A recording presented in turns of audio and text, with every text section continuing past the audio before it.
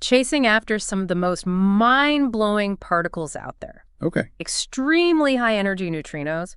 We're talking about, cosmic messengers that can travel billions of light years across the universe. Right. Practically untouched. Yeah, these neutrinos are fascinating because unlike light or charged cosmic rays, they aren't deflected by magnetic fields or absorbed by matter along the way.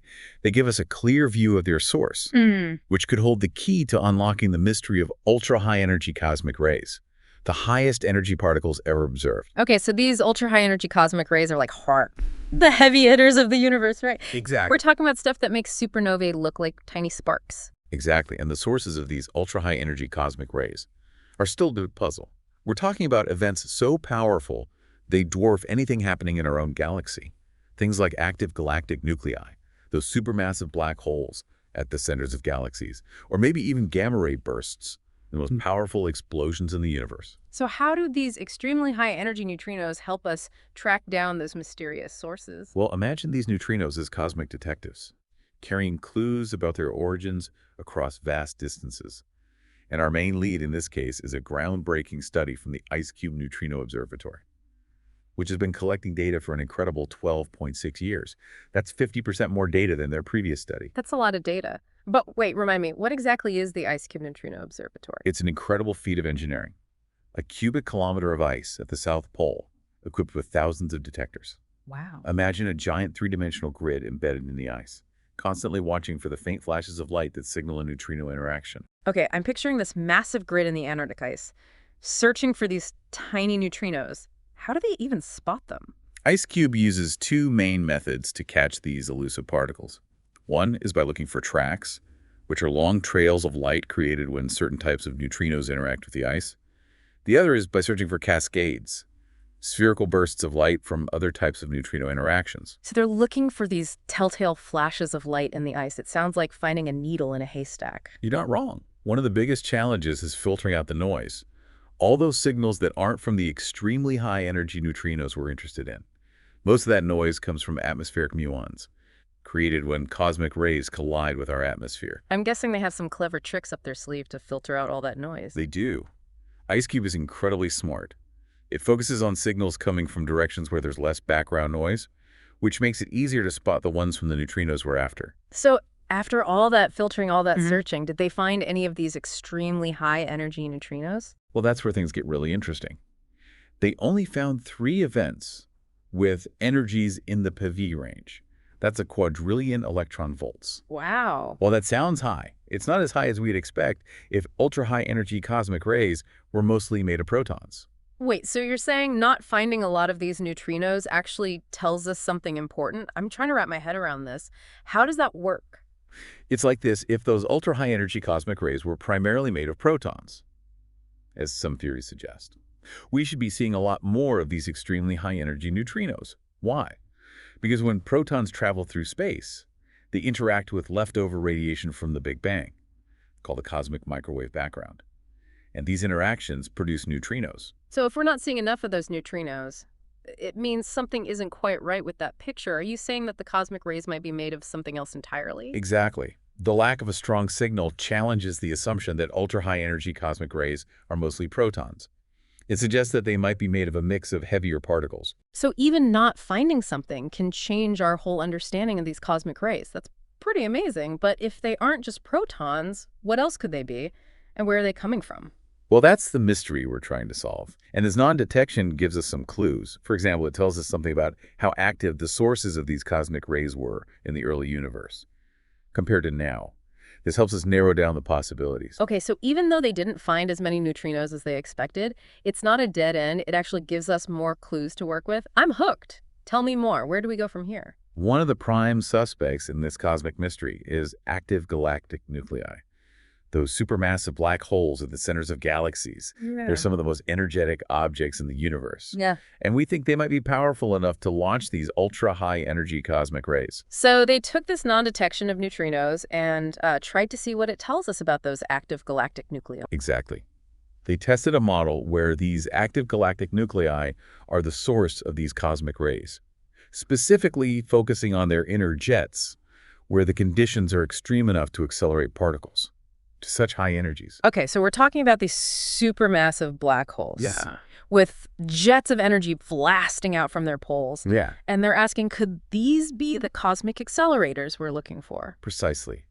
The model they tested used observations of light from these active galactic nuclei and something called a cosmic ray loading factor to estimate how many cosmic rays they're producing. So this loading factor basically tells you how efficiently these black holes are converting their energy into cosmic rays. Right. Like, how good are they at flinging these particles out into the universe? That's a great way to put it. Yeah. And what they found was that the observed limits on the neutrino flux from IceCube, remember they didn't see as many neutrinos as expected, Right. placed some pretty tight constraints on this loading factor. So even if these active galactic nuclei are contributing to these ultra-high energy cosmic rays, they might not be as efficient at it as some models have suggested. Does that rule out active galactic nuclei as the source? It doesn't rule them out completely, but it does challenge some of the existing models. It tells us that if active galactic nuclei are the source, there's more to the story than we initially thought. So the mystery continues. What are some other possibilities if those supermassive black holes aren't the main culprits? Are there any other suspects on our cosmic lineup? There are. Another leading contender is gamma ray bursts, the most powerful explosions in the universe. Oh, wow. These bursts release incredible amounts of energy in a very short amount of time, and some scientists think they might be capable of producing ultra-high energy cosmic rays. Gamma ray bursts sound intense. What do we know about how they might accelerate these particles? Well, the details are still debated, Oh. but the basic idea is that the extreme conditions during these explosions, incredibly strong magnetic fields, shock waves traveling at nearly the speed of light, could create a cosmic particle accelerator? Okay, so it's like a giant cosmic demolition derby, with particles getting slammed around and boosted to insane energies. But if that's happening, wouldn't we see a lot more of these high-energy neutrinos from those gamma ray bursts? That's the key question. And the fact that IceCube hasn't seen a clear signal from gamma ray bursts yet is another piece of the puzzle. It either means that they're not producing as many high-energy neutrinos as we thought, or that we need to look for them in different ways. So we're back to the drawing board. It sounds like this non-detection is really shaking things up in the world of astrophysics. But that's what makes science so exciting, right? It's all about pushing the boundaries of our knowledge. Absolutely. And revising our understanding of the universe as we gather new data. This IceCube study is a perfect example of that. Even without a definitive detection of those extremely high-energy neutrinos, it's given us a wealth of information to work with. It's helped us refine our models, narrow down the possibilities, and think more creatively about where these ultra-high-energy cosmic rays might be coming from. So what's next in this cosmic detective story? Where do we go from here? Well, IceCube is continuing to collect data, and with each passing year, their sensitivity improves. They're also developing new techniques to analyze the data and tease out those faint signals from the background noise. So it's a waiting game, but a very exciting one. We're on the edge of our seats waiting for those neutrinos to spill their secrets. But in the meantime, what other avenues are scientists exploring to crack this cosmic case? Well, there are other neutrino observatories around the world, each with its own unique capabilities. Some are buried deep underground, shielded from cosmic rays, while others are submerged in the ocean, using the water itself as a detector.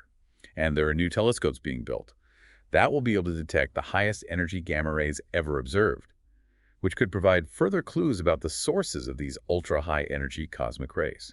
So it's a multi-pronged approach with scientists using every tool at their disposal to piece together this cosmic puzzle.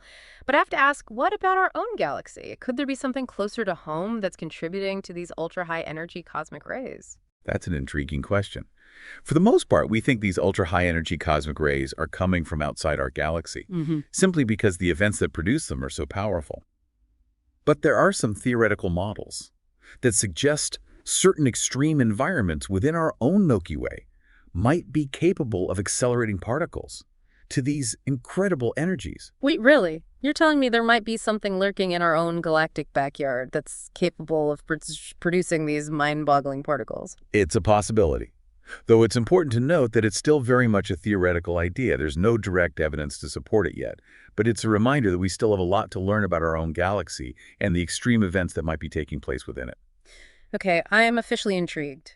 Tell me more about these potential cosmic accelerators hiding in our own galaxy. What kind of objects are we talking about? Well, one possibility is rapidly spinning neutron stars, also known as pulsars.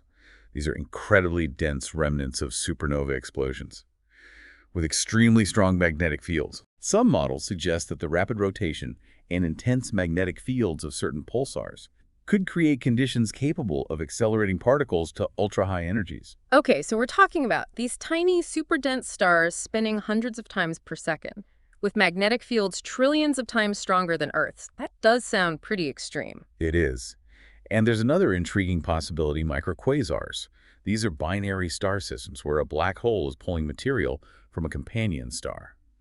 As this material spirals into the black hole, it forms a superheated disk, and jets of energy are launched outward. Some scientists think these microquasar jets might be capable of accelerating particles to ultra-high energies, similar to the jets from those supermassive black holes we talked about earlier. So it's like having a scaled-down version of an active galactic nucleus right here in our own galaxy. That's a pretty wild thought. But if these microquasars are producing ultra-high energy cosmic rays, shouldn't we be seeing more of those high-energy neutrinos? You would think so, wouldn't you? But it's possible that the neutrinos they produce are just below our current detection limits. Or they might be interacting with matter in ways we don't fully understand yet, making them harder to detect. It's a puzzle we're still trying to piece together. So it sounds like there are a lot of possibilities, both within our galaxy and beyond, and we're still trying to pinpoint the exact sources of these ultra-high energy cosmic rays. What are you personally most curious about after learning about all this? For me, it's the question of composition. If those ultra-high energy cosmic rays aren't mostly protons, what exactly are they? Are they heavier nuclei like iron or carbon or Camaro? Could there be something even more exotic out there that we haven't even considered yet? I see what you mean. It's like we've been working with one set of puzzle pieces, and now we have to find a whole new set to make the picture complete. And the fact that we're even having this conversation is all thanks to the non-detection of those high-energy neutrinos, right? Exactly. This null result, as we call it, has really shaken things up. It's forced us to rethink our assumptions and explore new possibilities. It's amazing how sometimes not finding something can be just as important as finding it. It pushes us to dig deeper, ask harder questions, and come up with even more creative solutions. So to wrap things up, what's the big takeaway for our listeners? What should they be thinking about after this deep dive into the world of ultra-high energy cosmic rays and neutrinos? I think the main takeaway is that we're still at the very beginning of understanding these incredible particles and the extreme events that produce them. There are so many mysteries still to unravel, so many questions still to answer. But with observatories like IceCube and others around the world constantly pushing the boundaries of detection, we're getting closer and closer to understanding where these cosmic rays are coming from and what secrets they hold about the universe. It's a reminder that the universe is full of surprises. And the more we learn, the more we realize how much more there is to discover. Yeah. So keep those minds curious, those eyes on the stars. And who knows, maybe someday you'll be the one to help unlock the next big cosmic mystery. Until next time, happy exploring.